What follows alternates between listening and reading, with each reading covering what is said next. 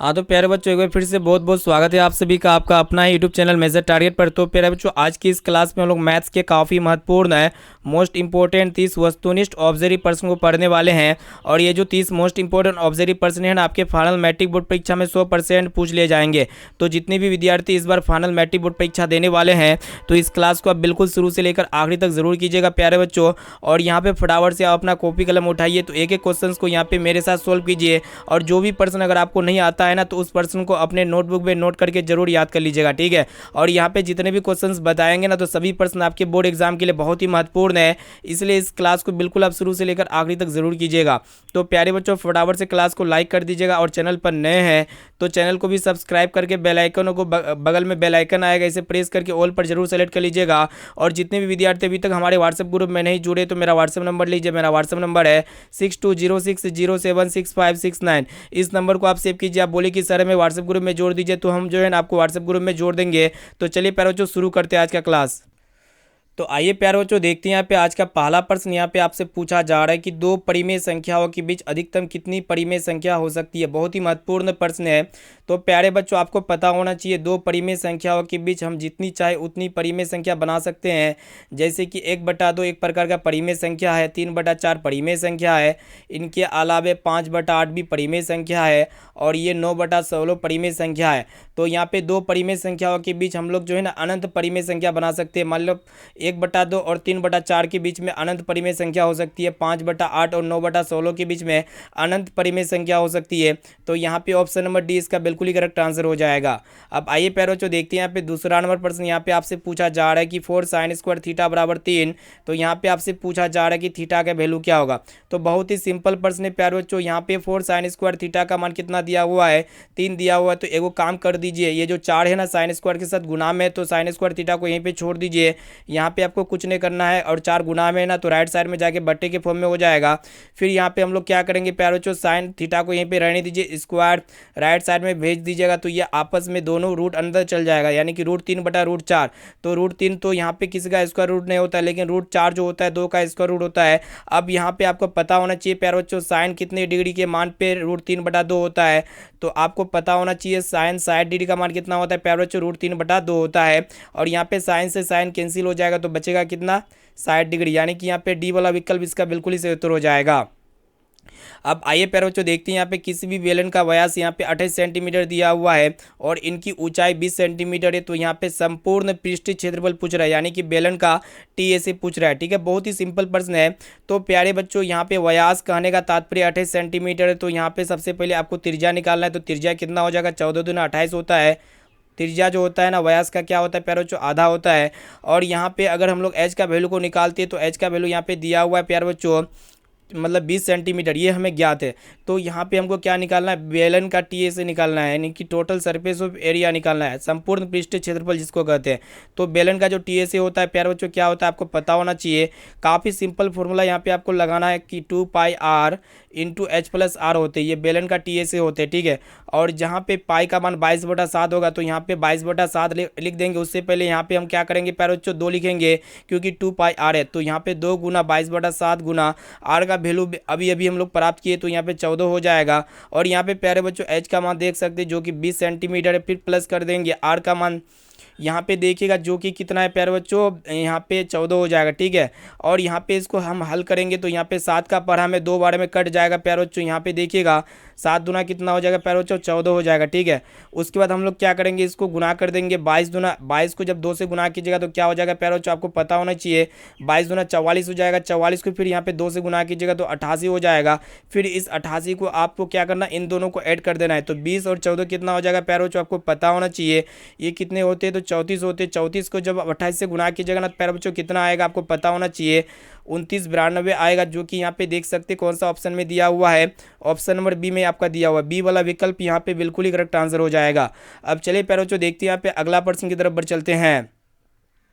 तो प्यारे बच्चों देखिएगा यहाँ पे अगला प्रश्न भी बहुत ही महत्वपूर्ण है। यहाँ पे प्रश्न ये करा है कि देखिएगा यहाँ पे क्या कह रहा है कि निम्नलिखित में किसका दशमलव प्रतिशत शांत है। तो बहुत ही सिंपल प्रश्न है, तो दशमलव प्रतिशत शांत है तो इस तरह का प्रश्न आप कैसे हल कीजिएगा। तो सबसे पहले जितने भी यहाँ पे ऑप्शंस दिया हुआ है ना, बारी बारी से सभी ऑप्शंस का हरों को चेक करना है, ठीक है।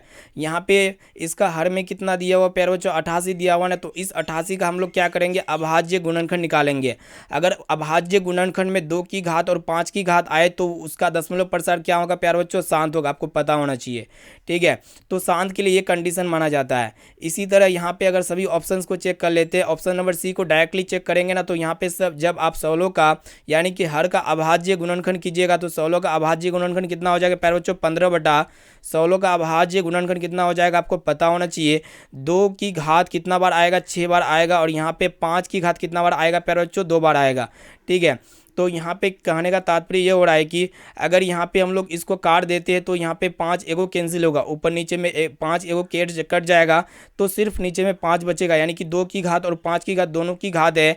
तो जब भी ये आए तो ये आपका क्या होता है शांत दशमलव प्रसार होता है। शांत दशमलव प्रसार का कंडीशन ये होता है जब हम लोग अभाज्य गुणनखंड करते हैं हरों का, अगर 2 की घात और 5 की घात दोनों की घात आए तो वो शांत होगा, या फिर 2 की घात अकेले आए या फिर 5 की घात अकेले आए तो तब भी उसका दशमलव प्रसार क्या होगा प्यारे बच्चों शांत होगा, ठीक है ना। इसको अच्छी तरीके से याद रखिएगा। अब आइए प्यारे बच्चों देखते हैं यहाँ पे अगला प्रश्न यहाँ पे आपसे पूछा जा रहा है कि 1.34 को परिमेय संख्या के रूप में लिखना है, ठीक है। तो कैसे लिखेंगे प्यारे बच्चों, परिमेय संख्या आपको पता होता है, पता होना चाहिए क्या होते हैं कि P/Q होते हैं, ठीक है। ये आपका परिमेय संख्या होते हैं।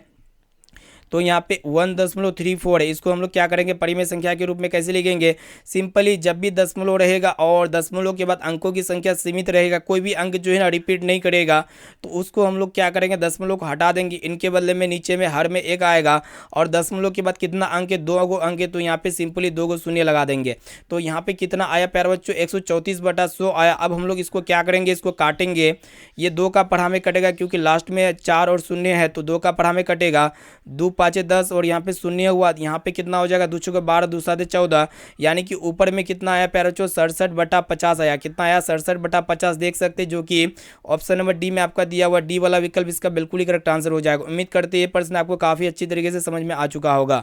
अब आइए प्यारे बच्चों देखते हैं यहाँ पे एक समीकरण दिया हुआ है और यहाँ पे एक्स का मान है और यहाँ पे आपसे पूछा जा रहा है कि वाई का वैल्यू क्या होगा। तो बहुत ही सिंपल प्रश्न है प्यारे बच्चों, हम लोग यहाँ पे क्या करेंगे वाई के जगह सिर्फ आपको क्या रखना है एक्स रखना है, ठीक है। सॉरी यहाँ पे x के जगह यहाँ पे कितना रखना है 1 रखना है, ठीक है। तो जहाँ x है वहाँ पे हम लोग कितना रखेंगे प्यारे बच्चों 1 रखेंगे। तो यहाँ पे 2x ना, तो 2x 2 × 1 हो जाएगा, फिर प्लस कर देंगे 3y = 5। ये काफ़ी सिंपल प्रश्न है, बच्चा का प्रश्न है, बच्चों लोग इसको इजीली बना लेगा जो 6 7 8 क्लास में पढ़ते हैं। तो यहाँ पे 2 को जब 1 से गुणा करेंगे तो 2 हो जाएगा, फिर प्लस कर देंगे, यहाँ पे 3y बराबर कितना हो जाएगा प्यारे बच्चों 5 हो जाएगा, ठीक है ना। अब हम लोग क्या करेंगे प्यारे बच्चों, यहाँ पे ये 3y को यहीं पे रहने दीजिए और यहाँ पे 2 जो है ना प्लस में है ना लेफ्ट साइड में, तो इसको राइट साइड में भेजेंगे तो कितना हो जाएगा 5 में 2 घट जाएगा, तो कितना आएगा प्यारे बच्चों 3y बराबर यहाँ पे 5 में 2 माइनस होगा तो 3 हो जाएगा, यानी कि y का मान कितना आ जाएगा प्यारे बच्चों 3/3। कहने का तात्पर्य होता है 1। तो यहाँ पे y का मान कितना आ गया 1 आ गया, जो कि ऑप्शन नंबर डी में आपका दिया हुआ है। इसका डी वाला विकल्प जो है ना बिल्कुल ही करेक्ट आंसर हो जाएगा। अब चलिए प्यारे बच्चों देखते हैं यहाँ पे अगला प्रश्न यहाँ पे आपसे पूछा जा रहा है कि √18 का परिमेयकरण का गुणांक क्या होगा। तो √18 का परिमेयकरण का यहाँ पे आपसे क्या पूछा जा रहा है, गुणांक पूछा जा रहा है। तो सबसे पहले यहाँ पे हम लोग क्या कर सकते हैं प्यारे बच्चों, √18 को अगर हम लोग इसको तोड़ते हैं तो तोड़ने के पश्चात क्या आएगा प्यारे बच्चों, ये किससे जाएगा आपको पता होना चाहिए। ये 3 × 3 इसका अभाज्य गुणनखंड निकालिएगा तो कितना हो जाएगा, यहाँ पे ये आएगा, ठीक है। अभाज्य गुणनखंड आपको पता होना चाहिए, 3 3 9 9 2 18 हो जाएगा। अब यहाँ पे देखते हैं प्यारे बच्चों इनमें से कौन निकलता है बाहर, तो जिसका यहाँ पे जोड़ा होता है वही बाहर निकलता है। तो 3 का जोड़ा है तो 3 रूट से बाहर निकल जाएगा। तो यहाँ पे अंदर में क्या रहा प्यारे बच्चों √2 रहा। तो यहाँ पे पूछ रहा है कि √18 का परिमेयकरण का गुणांक क्या होगा। तो √18 का इनमें से परिमेयकरण का यानी कि परिमेयकरण यहाँ पे कितना है प्यारे बच्चों √2 है, तो इसका गुणांक क्या है प्यारे बच्चों, इसका कोफिशिएंट कितना हो जाएगा वही आपको बताना है। तो परिमेयकरण का जो गुणांक हो जाएगा ना प्यारे बच्चों कितना हो जाएगा √3 हो जाएगा, यानी कि यहाँ पे ए वाला ऑप्शन इसका बिल्कुल ही करेक्ट आंसर हो जाएगा। अब चलिए प्यारे बच्चों देखते हैं यहाँ पे अगला प्रश्न की तरफ बढ़ चलते हैं। अब आइए प्यारे बच्चों देखते हैं यहाँ पे नेक्स्ट क्वेश्चन यहाँ पे आपसे पूछा जा रहा है कि यहाँ पे क्या कर रहा है कि 144 के अभाज्य गुणनखंड में 2 का घातांक क्या होगा। बहुत ही सिंपल और बहुत ही मस्त और धमाकेदार प्रश्न है। तो प्यारे बच्चों सबसे पहले यहाँ पे हम लोग क्या करेंगे, 144 का अभाज्य गुणनखंड निकालेंगे। तो 144 का जब आप अभाज्य गुणनखंड निकालिएगा ना तो कितना आएगा प्यारे बच्चों, 2 की घात 4 आएगा। आप लोग निकालिए, सभी को निकालने के लिए आता होगा। तो यहाँ पे 3 की घात 2 हो जाएगा। ठीक है, कहने का तात्पर्य ये हुआ प्यारे बच्चों यहाँ पे 2 का घातांक पूछ रहे हैं। तो 2 का घातांक कितना है प्यारे बच्चों, 4 है। तो यहाँ पे बी वाला विकल्प इसका बिल्कुल ही करेक्ट आंसर हो जाएगा। अब आइए प्यारे बच्चों देखते हैं यहाँ पे अगला प्रश्न यहाँ पे आपसे पूछा जा रहा है कि दो संख्याओं ए और 18 का लस यहाँ पे 36 है और यहाँ पे मस यहाँ पे 2 दिया हुआ है। तो यहाँ पे आपसे पूछ रहा है कि ए का वैल्यू कितना होगा। तो प्यारे बच्चों काफ़ी सिंपल प्रश्न है। हम लोग जानते हैं कि दो संख्याओं का गुणनफल जो होते हैं ना, लस गुना मस के गुणनफल के बराबर होते हैं। कहने का तात्पर्य ये कि पहला संख्या जो है ना प्यारे बच्चों कितना है, ए है, यानी कि पहली संख्या गुना दूसरी संख्या का मान कितना है प्यारे बच्चों, 18 है। तो पहली संख्या गुना दूसरी संख्या जो होती है ना वो लस गुना मस के गुणनफल के बराबर होते हैं। तो यहाँ पे जो लस दिया हुआ है प्यारे बच्चों कितना है, 36 है, और मस कितना दिया हुआ है प्यारे बच्चों, 2 है। तो यहाँ पे हम लोग क्या करते हैं कि ए को यहीं पे छोड़ देते हैं और 18 को जो है ना राइट साइड में भेज देंगे। तो 36 गुना 2 बटा 18 हो जाएगा। इसको जब आप काटिएगा तो 18 दूना 36 हो जाएगा 2 बार में। तो यहाँ पे जब आप 2 को 2 से गुना कीजिएगा तो कितना हो जाएगा प्यारे बच्चों, 4 आ जाएगा, जो कि यहाँ पे सी वाला विकल्प इसका बिल्कुल ही करेक्ट आंसर हो जाएगा। अब आइए प्यारे बच्चों देखते हैं यहाँ पे अगला प्रश्न यहाँ पे आपसे पूछा जा रहा है कि यदि समांतर श्रेणी का प्रथम पद ए दिया हुआ है और सारवंतर डी दिया हुआ है तो यहाँ पे आपसे पूछ रहा है कि एन पदों का योगफल क्या होगा। बहुत ही मस्त प्रश्न है। ठीक है, तो एन पदों का योगफल के लिए फॉर्मूला क्या होता है, n/2 × 2a + n-1 × d होता है, जहाँ पे ए प्रथम पद होते हैं और डी क्या होते हैं प्यारे बच्चों, सारवंतर होते हैं। आपको पता होना चाहिए। और एन जो होते हैं ना प्यारे बच्चों क्या होते हैं, पदों की संख्या होती है। अब चलिए प्यारे बच्चों देखते हैं यहाँ पे अगला प्रश्न की तरफ बढ़ चलते हैं। चलिए देखिए यहाँ पे अगला प्रश्न यहाँ पे आपसे पूछा जा रहा है कि दो लगातार विषम संख्याओं का मस कितना होता है। बहुत ही मस्त प्रश्न है और काफ़ी सिंपल प्रश्न है।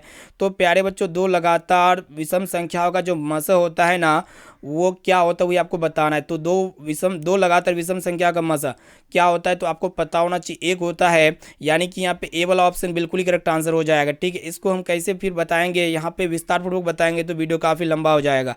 अब आइए प्यारे बच्चों देखते हैं यहाँ पे अगला प्रश्न यहाँ पे आपसे पूछा जा रहा है कि इसकी माध्य क्या होती है। तो इसको आपको याद रखना है कि विषम संख्याओं का मस हमेशा कितना होता है, दो लगातार एक होता है। ठीक है, सिंपल है, बस आपको कुछ नहीं करना है। और यहाँ पे आपसे क्या पूछा जा रहा है कि इसकी माध्य का क्या होगी। माध्य का आप यानी कि मीडियन आपको पूछा जा रहा है। ठीक है, तो मीडियन आप कैसे निकालिएगा, माध्य का कैसे निकालिएगा। सबसे पहले इसे जो है ना आप क्या कीजिएगा प्यारे बच्चों, इसको असेंडिंग ऑर्डर में लिखिएगा। ठीक है, असेंडिंग ऑर्डर कहने का तात्पर्य होता है क्या प्यारे बच्चों, आपको पता होना चाहिए छोटा से बड़ा। ठीक है, तो यहाँ पे सबसे छोटा कौन है प्यारे बच्चों, 7 है। फिर यहाँ पे अगर हम लोग देखते हैं न्यूमेरिकल आंकड़ा में, उसके बाद 8 है, फिर यहाँ पे 9 है, फिर यहाँ पे आपका 10 हो जाएगा, फिर 11 हो जाएगा, फिर 12 हो जाएगा, फिर 15 हो जाएगा। ठीक है, तो यहाँ पे जो है ना प्यारे बच्चों क्या पूछा जा रहा है कि माध्यिका क्या होगी। माध्यिका क्या होती है, हम लोग कैसे निकालते हैं, ये जो है ना देखते हैं सम बार है कि विषम बार है। 1 2 3 4 5 6 7 ये विषम बार है। जब भी विषम बार आएगा ना तो हम लोग क्या करेंगे, पीछे तरफ से बराबर का जोड़ा लगाएंगे और आगे तरफ से बराबर का जोड़ा लगाएंगे, और बीच में जो रहेगा ना प्यारे बच्चों उसका क्या होगा, माध्यिका हो जाएगा, जो कि ऑप्शन नंबर मतलब बी में आपका दिया हुआ है 11। इसका माध्य कितना हो जाएगा प्यारे बच्चों, माध्यिका कितना हो जाएगा, 11 हो जाएगा। ऑप्शन नंबर बी इसका बिल्कुल ही करेक्ट आंसर हो जाएगा। अब आइए प्यारे बच्चों देखते हैं यहाँ पे आपसे पूछा जा रहा है कि कोण थीटा निम्न में से किसके बराबर होगा। तो प्यारे बच्चों कोण थीटा बराबर क्या होते हैं, कोस थीटा बटे साइन थीटा होते हैं। इसे आपको पता होना चाहिए, यानी कि इसका बी वाला विकल्प बिल्कुल ही करेक्ट आंसर हो जाएगा। ये प्रश्न आपके एग्जाम में बराबर पूछे जाते हैं। अब आइए देखिए यहाँ पे अगला प्रश्न आपसे पूछा जा रहा है, काफ़ी महत्वपूर्ण प्रश्न, विस्तार पूर्वक यहाँ पे हम आपको बता रहे हैं। तो यहाँ पे आपसे पूछा जा रहा है कि y² - 6y + 8 का घात है। तो कोई भी बहुपद रहेगा प्यारे बच्चों और आपसे पूछा जाएगा कि उसका घात क्या होगा। ठीक है, यानी कि हाईएस्ट पावर आपसे पूछा जा रहा है। तो प्यारे बच्चों यहाँ पे हाईएस्ट पावर क्या होगा, मतलब घात क्या होगा। ठीक है, तो घात जो होते हैं ना प्यारे बच्चों किसी भी बहुपद का हाईएस्ट पावर होते हैं। तो यहाँ पे y का हाईएस्ट पावर कितना है प्यारे बच्चों, y की घात 2 दिया हुआ है और यहाँ पे y की घात 1 छिपा हुआ है। तो y का हाईएस्ट घात कितना है, तो यहाँ पे 2 है। ठीक है, y का हाईएस्ट घात कितना है, तो 2 है, इसीलिए इस बहुपद का घात क्या हो जाएगा, 2 हो जाएगा।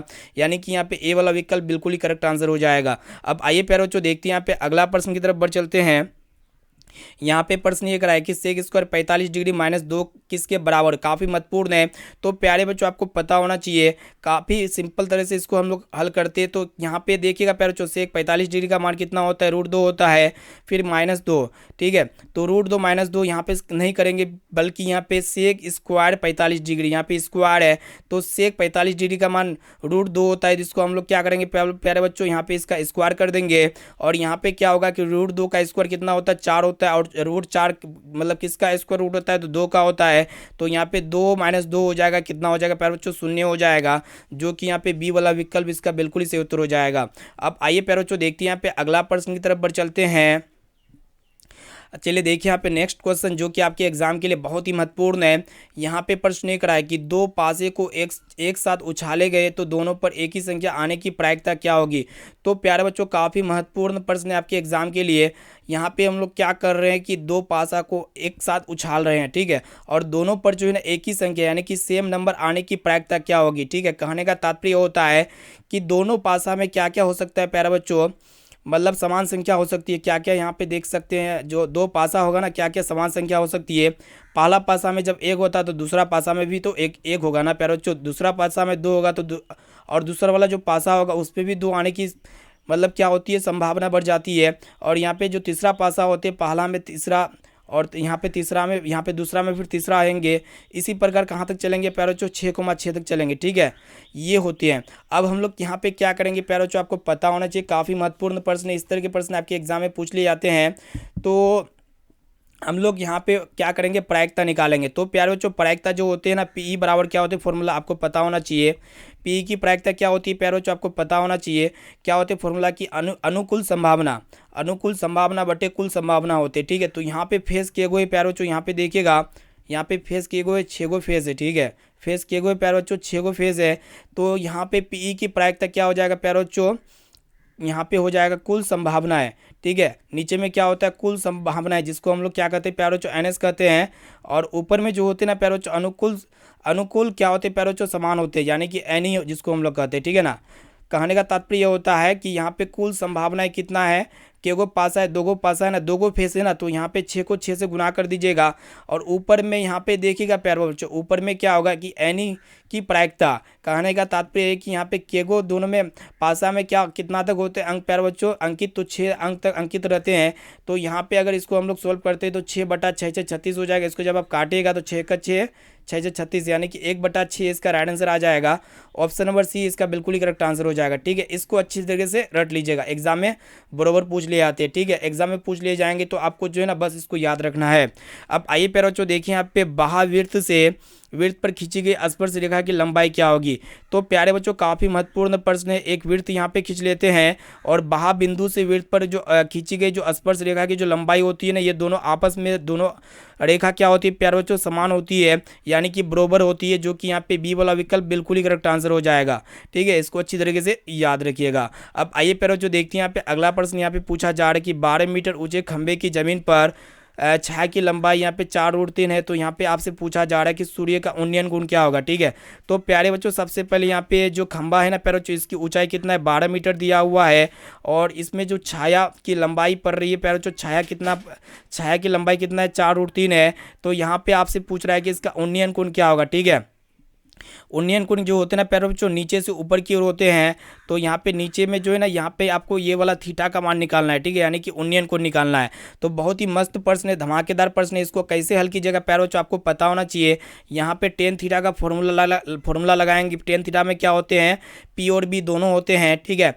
तो P/B होते हैं फॉर्मूला। तो P यहाँ पे देखिएगा प्यारे बच्चों, जो परपेंडिकुलर होते हैं, जो आपका ये आपका होते हैं परपेंडिकुलर, जो कि 12 दिया हुआ है। P/B कहने का अर्थ तात्पर्य है कि B कौन है प्यारे बच्चों, बेस कौन है, तो 4√3 दिया हुआ है। तो इसको हम लोग हल करते हैं तो यहाँ पे 4 तिया 12 हो जाएगा। तो यहाँ पे क्या प्राप्त हुआ प्यारे बच्चों, टेन थीटा का वैल्यू प्राप्त हो गया 3/√3। अब हम लोग क्या करेंगे, इस √3 का नीचे वाला का परिमेयकरण कर देंगे। चलिए इसको यहाँ पे लिखते हैं, टेन थीटा बराबर क्या आया हुआ है, 3/√3 आया हुआ है, ठीक है। तो अब हम लोग इस √3 का क्या करते हैं, परिमेयकरण कर देंगे। तो इसको नीचे ऊपर गुना कर देंगे। तो ऊपर में क्या हो जाएगा प्यारे बच्चों, 3 को √3 से गुना कीजिएगा तो 3√3 हो जाएगा, बटा √3 को √3 से गुना कीजिएगा तो यहाँ पे क्या आएगा प्यारे बच्चों, 3 आएगा। तो 3 से 3 कैंसिल हो जाएगा। तो टेन थीटा का मान कितना आ गया प्यारे बच्चों, √3 आया। तो आपको पता होना चाहिए प्यारे बच्चों ये टेन कितने डिग्री के मान पे √3 होता है। तो आपको आप कहेंगे कि सर टेन जो है ना 60 डिग्री के मान पे कितना होता है, √3 होता है। तो यहाँ पे 10 से 10 कैंसिल हो जाएगा, थीटा का मान कितना आ गया प्यारे बच्चों, 60 डिग्री आ गया, जो कि यहाँ पे ए वाला ऑप्शन बिल्कुल ही करेक्ट आंसर हो जाएगा। ये प्रश्न आपके एग्जाम में 100% पूछ ले जाते हैं। अब चलिए प्यारे बच्चों देखते हैं यहाँ पे अगला प्रश्न की तरफ बढ़ चलते हैं। यहाँ पे प्रश्न देखिएगा कि अर्धगोले के संपूर्ण सतह का क्षेत्रफल क्या होता है। तो संपूर्ण सतह का यहाँ पे क्षेत्रफल पूछा जा रहा है, यानी कि जिसको हम लोग क्या कहते हैं, TCA कहते हैं, TSA कहते हैं। तो प्यारे बच्चों जो TSA होता है ना, अर्धगोले का संपूर्ण सतह का जो क्षेत्रफल होते हैं क्या होते हैं, पायर स्क्वायर होते हैं। इसको अच्छी तरीके से याद रखिएगा।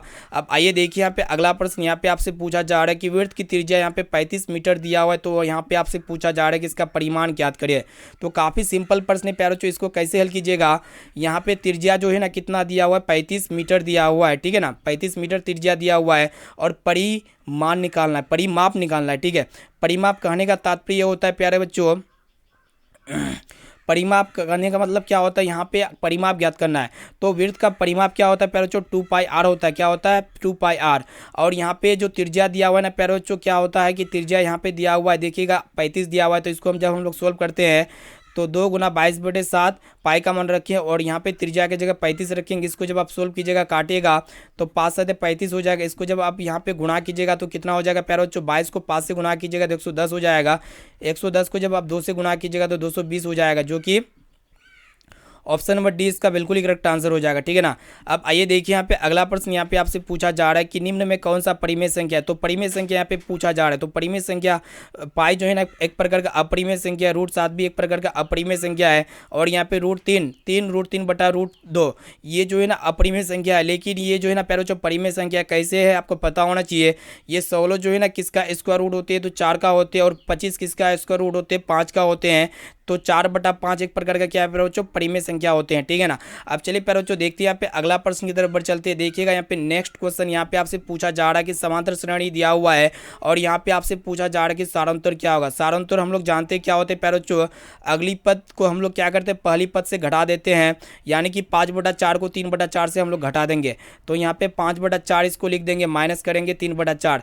इसको जब आप सोल्व कीजिएगा तो यहाँ पे कितना आएगा, 4 आ जाएगा यहाँ पे, और यहाँ पे 5 - 3 कर देंगे, ठीक है ना, सिंपल बात है। यहाँ पे 5 में 3 गया कितना हो जाएगा, 2/4 हो जाएगा। 2/4 कहने का तात्पर्य होता है यहाँ पे 1/2 इसका राइट आंसर हो जाएगा। तो 1/2 जो कि ऑप्शन नंबर सी में आपका दिया हुआ है, यानी कि यहाँ पे सी वाला विकल्प इसका बिल्कुल ही करेक्ट आंसर हो जाएगा, ठीक है ना। अब आइए प्यारे बच्चों देखते हैं यहाँ पे अगला प्रश्न यहाँ पे आपसे क्या पूछा जा रहा है कि किसी घटना ई के लिए पी की प्रायिकता प्लस पी की नहीं होने की प्रायिकता। कहने का तात्पर्य होता है कि घटना होने की प्रायिकता और घटना नहीं होने की प्रायिकता का जो मान होता है ना प्यारे बच्चों कितना होता है आपको पता होना चाहिए। एक होता है, जो कि यहाँ पे बी वाला विकल्प इसका बिल्कुल ही करेक्ट आंसर हो जाएगा। अब आइए प्यारे बच्चों देखते हैं यहाँ पे अगला प्रश्न की तरफ बढ़ चलते हैं। चलिए प्यारे बच्चों देखिए यहाँ पे नेक्स्ट क्वेश्चन यहाँ पे आपसे पूछा जा रहा है कि 2 समरूप त्रिभुजों के क्षेत्रफलों का अनुपात इतना दिया हुआ है। तो आपसे पूछा जा रहा है कि भुजाओं का अनुपात क्या होगा। तो काफ़ी सिंपल और मस्त और धमाकेदार प्रश्न है। तो प्यारे बच्चों इसको कैसे हल कीजिएगा, यहाँ पे आप क्या कीजिएगा कि जब भी क्षेत्रफलों का अनुपात दिया हो रहेगा और पूछा जाएगा कि भुजा का अनुपात क्या होगा, तो सिंपली यहाँ पे रूट चढ़ा दीजिए, दोनों का रूट निकालना है, ठीक है।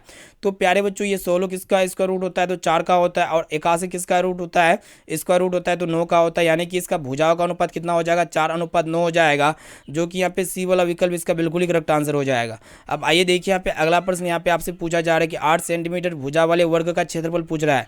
तो प्यारे बच्चों वर्ग का क्षेत्रफल क्या होते हैं आपको पता होना चाहिए, भुजा स्क्वायर होते हैं, यानी कि भुजा स्क्वायर कहने का तात्पर्य होता है ए स्क्वायर, ठीक है। और यहाँ पे कितना दिया हुआ प्यारे बच्चों, भुजा दिया हुआ है 8, तो यहाँ पे हम लोग क्या करेंगे 8 का स्क्वायर कर देंगे, तो 8 का स्क्वायर कितना हो जाएगा 64 हो जाएगा, और यहाँ पे क्षेत्रफल है तो ये सेंटीमीटर स्क्वायर हो जाएगा, ठीक है ना। तो यहाँ पे ऑप्शन नंबर ए इसका बिल्कुल ही करेक्ट आंसर हो जाएगा। अब आइए प्यारे बच्चों देखते हैं यहाँ पे अगला प्रश्न की तरफ बढ़ चलते हैं। चलिए देखिए यहाँ पे नेक्स्ट क्वेश्चन यहाँ पे आपसे पूछा जा रहा है कि 2 पासों को एक साथ फेंका जाता है, दोनों पर जो है ना क्या आने की प्रायिकता, 5 आने की प्रायिकता क्या होगी। तो प्यारे बच्चों काफ़ी महत्वपूर्ण प्रश्न है, बोर्ड एग्जाम में बरोबर पूछ लिए जाते हैं भी प्रश्न है, ठीक है ना। तो दोनों पर 5 आने की जो प्रायिकता होगी ना कितना हो जाएगी, इसको आपको पता होना चाहिए प्यारे बच्चों, बोर्ड एग्जाम के लिए काफ़ी महत्वपूर्ण है। तो आप एक एक क्वेश्चन का आंसर कमेंट सेक्शन में जाके बता सकते हैं। दोनों पासों पर 5 आए, तो दोनों पासों पर 5 कब कब आएगा, यानी कि जो पहला पासा है ना प्यारे बच्चों उसमें 5 आएगा और दूसरा पासा पर 5 आएगा, ठीक है। तो कहने का तात्पर्य ये हम ये कह रहे हैं कि दोनों पे फेस कितना हो गया प्यारे बच्चों, दोनों का फेज 5 हो गया, ठीक है ना। अब हम लोग क्या करेंगे, हम लोग जानते हैं घटना होने की कुल संभावना पी की प्रायिकता जो होती है ना, मतलब पी की प्रायिकता बराबर क्या होते हैं, अनुकूल संभावना बटे कुल संभावना, ठीक है। कहने का तात्पर्य होता है तो घटना होने की संभावना कितना है प्यारे बच्चों, 5 है। और यहाँ पे क्या कह रहा है कि कुल संभावना कितना हो जाएगा, इन दोनों को क्या कर देंगे, डायरेक्टली गुना कर देंगे। तो 25 कितना हो जाएगा प्यारे बच्चों, यहाँ पे पासा में क्या क्या होते हैं, मतलब 6 को 6 से गुना कर देंगे, क्या करेंगे 6 को 6 से गुना कर देंगे। तो यहाँ पे आपका हो जाएगा केगो फेस है प्यारो जो एगो फेस है, ठीक है। तो 1/6 को 6 से गुना कर देंगे तो 36 हो जाएगा, यानी कि 1/36 इसका राइट आंसर हो जाएगा। इसको जो ना याद रखिएगा, ठीक है, बोर्ड एग्जाम के लिए काफ़ी महत्वपूर्ण प्रश्न है। अब आइए देखिए यहाँ पे अगला प्रश्न यहाँ पे पूछा जा रहा है कि cosec 90 minus theta into sine 90 degree minus theta जो है ना किसके बराबर होगा। तो प्यारे बच्चों आपको पता होना चाहिए, काफ़ी महत्वपूर्ण प्रश्न है ये। कोसेक 90 डिग्री माइनस थीटा जो होते हैं ना किसके बराबर होते हैं, सेक थीटा के बराबर होते हैं। और साइन 90 डिग्री माइनस जो होते हैं ना प्यारे बच्चों किसके बराबर होते हैं, कोस थीटा के बराबर होते हैं, ठीक है। तो sec theta into cos theta बराबर क्या होते हैं प्यारे बच्चों, 1 होते हैं, जो कि यहाँ पे ऑप्शन नंबर ए बिल्कुल ही करेक्ट आंसर हो जाएगा। अब आइए प्यारे बच्चों देखिए यहाँ पे अगला प्रश्न यहाँ पे पूछा जा रहा है कि एबीसी किसी त्रिभुज के कोण हो। तो यहाँ पे पूछा जा रहा है कि साइन बी प्लस। तो प्यारे बच्चों सबसे पहले यहाँ पे आपको पता होना चाहिए जो त्रिभुज होते हैं ना, त्रिभुज के तीनों कोनों का योग कितना होता है प्यारे बच्चों, 180 डिग्री होते हैं। ये आपका त्रिभुज हो गया, ठीक है ना। तो यहाँ पे हम लोग जानते हैं कि त्रिभुज के तीनों कोनों का योग, तीनों कोनों को ऐड करेंगे तो कितना आएगा, इसका रिजल्ट 180 डिग्री हो जाएगा, ठीक है ना, आपको पता होना चाहिए। तो प्यारे बच्चों यहाँ पे क्या कह रहा है कि sine B plus C by 2 का मान क्या होगा, ठीक है। तो हम लोग क्या करेंगे, जिसका मान चाहिए ना उसको यहीं पे छोड़ देते हैं, जैसे कि बी प्लस सी चाहिए तो बी प्लस सी को यहीं पे छोड़ देते हैं, ठीक है। तो प्यारे बच्चों यहाँ पे हम लोग क्या करेंगे कि ए को जो है ना 180 की तरफ भेजिए। तो यहाँ पे 180 डिग्री की तरफ हम लोग क्या करेंगे, ए को भेज देंगे, ठीक है ना। अब हम लोग क्या करेंगे कि दोनों तरफ जो है ना प्यारे बच्चों 2 से भाग कर दीजिए। जब इधर 2 से भाग करेंगे तो उधर भी है, तो आपको 2 से भाग करना पड़ेगा प्यारे बच्चों। तो यहाँ पे आपका क्या बचेगा प्यारे बच्चों, बी प्लस सी बाई 2 हो जाएगा यहाँ पे बराबर। इसको तोड़िए, ठीक है, 180 माइनस a/2 है ना, तो इसको अलग कर दीजिए। तो 180/2 कहने का मतलब होता है ये मतलब भाग करेंगे तो कितना आएगा, 90 आएगा। और यहाँ पे a/2 कर दीजिए, ठीक है, a/2 हो जाएगा। प्यारे बच्चों आपको एगो चीज़ पता होना चाहिए कि हम लोग को क्या चाहिए, साइन पूछ रहा है, ठीक है। तो यहाँ पे हम लोग क्या कर देंगे कि साइन b प्लस c/2 बराबर कितना हो जाएगा प्यारे बच्चों, यहाँ पे साइन 90 डिग्री माइनस a/2 कर देंगे, ठीक है ना। हम लोग जानते हैं प्यारे बच्चों साइन 90 डिग्री माइनस थीटा बराबर क्या होते हैं, कोस थीटा होते हैं।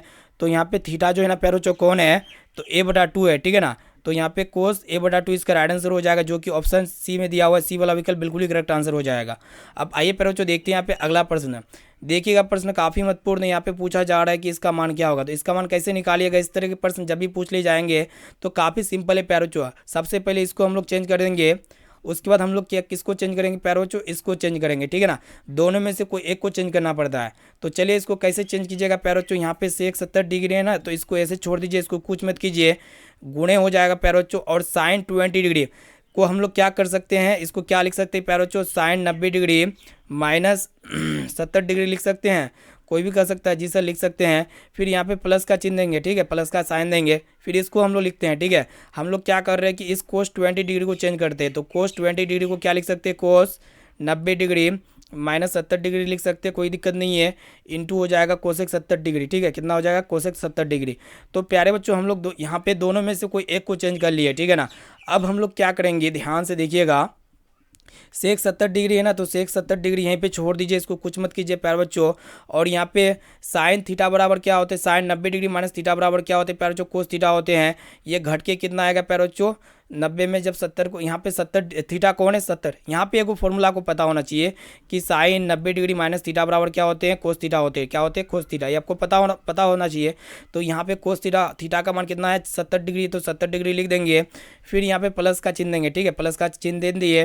फिर हम लोग क्या करेंगे, इसको सोल्व करते हैं, ठीक है। तो यहाँ पे आपका कितना हो जाएगा प्यारे बच्चों, कोस 90 डिग्री माइनस थीटा बराबर क्या होते हैं आपको पता होना चाहिए। तो साइन कितना हो जाएगा, साइन थीटा होते हैं, ठीक है ना। थीटा का मान कितना रखेंगे, 70 डिग्री रखेंगे, इंटू करेंगे और यहाँ पे कोसेक 70 डिग्री कर देंगे, ठीक है ना।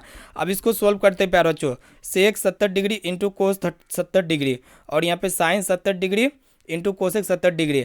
तो प्यारे बच्चों को sec theta into cos theta बराबर क्या होते हैं, तो एक होते हैं, आपको पता होना चाहिए, प्लस कर देंगे। और यहाँ पे sine 70 degree into cosec 70 degree, इसको जब आप हल कीजिएगा ना तो यहाँ पे देखिएगा sine theta into cosec theta बराबर क्या होते हैं, 1 बटा क्या होते हैं प्यारे बच्चों, कोस थीटा होते हैं, आपको पता होना चाहिए। तो कोस थीटा से कोस थीटा कैंसिल हो जाएगा, तो बचा क्या, 1 बचा ना। तो कहने का तात्पर्य होता है कि इसके जगह भी हम लोग 1 लिख सकते हैं और इसके जगह भी 1 लिख सकते हैं। तो 1 कितना हो जाएगा, 2 हो जाएगा, यानी कि डी वाला विकल्प इसका बिल्कुल ही सही उत्तर हो जाएगा। आइए देखिए यहाँ पे अगला प्रश्न यहाँ पे आपसे पूछा जा रहा है कि बहुपद दिया हुआ है, इसके शून्यकों का गुणनफल क्या होगा, ये आपसे पूछा जा रहा है। तो प्यारे बच्चों आपको शून्यकों का गुणनफल पूछा जा रहा है, यानी कि अल्फा इंटू बीटा पूछा जा रहा है। तो क्या होते हैं प्यारे बच्चों, सी बटा ए होते हैं। तो सबसे पहले यहाँ पे हम लोग जानेंगे कि प्यारे बच्चों यहाँ पे ए कौन है, एक कौन है प्यारे बच्चों, वाई स्क्वायर का कोफिशिएंट जो कि डी है। और यहाँ पे क्या पूछा जा रहा है कि यहाँ पे हम लोग सी का मान जानेंगे, सी की जगह कितना है प्यारे बच्चों, ए है, ठीक है। तो चलिए हम लोग वैल्यू को यहाँ पे रिप्लेस कर देते हैं। तो यहाँ पे सी की जगह डी रखेंगे, बटा ए की जगह कितना रखेंगे, ए रखेंगे। तो यहाँ पे अल्फा इंटू बीटा यानी कि शून्यकों का योग कितना हो जाएगा, डी बटा ए हो जाएगा, जो कि ऑप्शन नंबर बी में आपका दिया हुआ, बी वाला विकल्प बिल्कुल ही करेक्ट आंसर हो जाएगा। तो प्यारे बच्चों ये सभी प्रश्न धमाकेदार प्रश्न थे जो कि आपके बोर्ड एग्जाम में 100% पूछ लिए जाएंगे, इसलिए एक एक क्वेश्चन को अच्छी तरीके से याद कर लीजिएगा, नोट कर लीजिएगा।